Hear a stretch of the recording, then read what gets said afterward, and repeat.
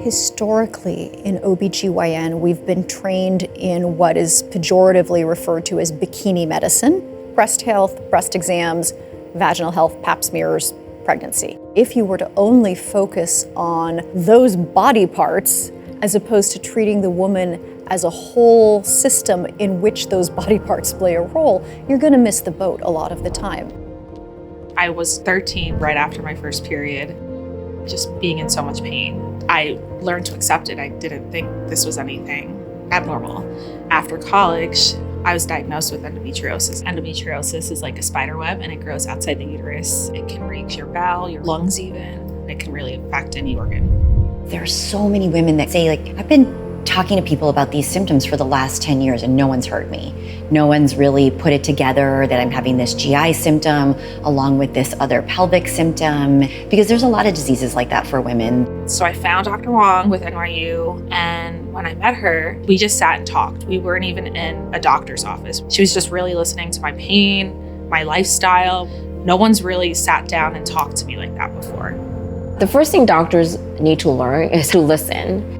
Pain is not normal. So if you are experiencing pain, it's really critically important that you find a doctor that will hear you out. March of 2021, I had my first endo excision with Dr. Wong, and a year later, I conceived naturally. After being told my whole entire life I can't have kids, biggest shock of my life. Was not expecting that whatsoever.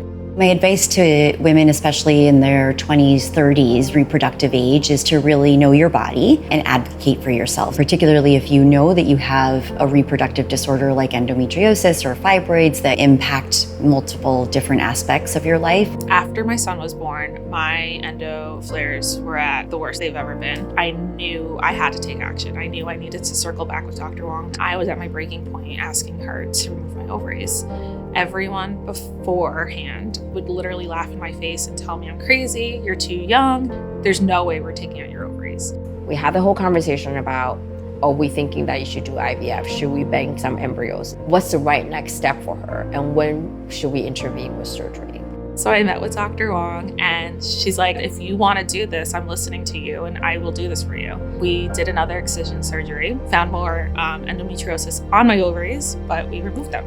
She kept her uterus. She had some frozen embryos already so that if she wanted to have another baby, it was completely possible. Since then, I've been pain-free, like completely pain-free. She's pregnant in 36 weeks now, which is another amazing thing. And so that's where the multidisciplinary integrated approach at NYU is so unique. The advantage of having all of my doctors at NYU is that they're connecting and talking to each other. I just love that they all have a better understanding of what I'm going through. She's happy. She's living her best life now. We really have to honor their wishes because they know their bodies better than we do.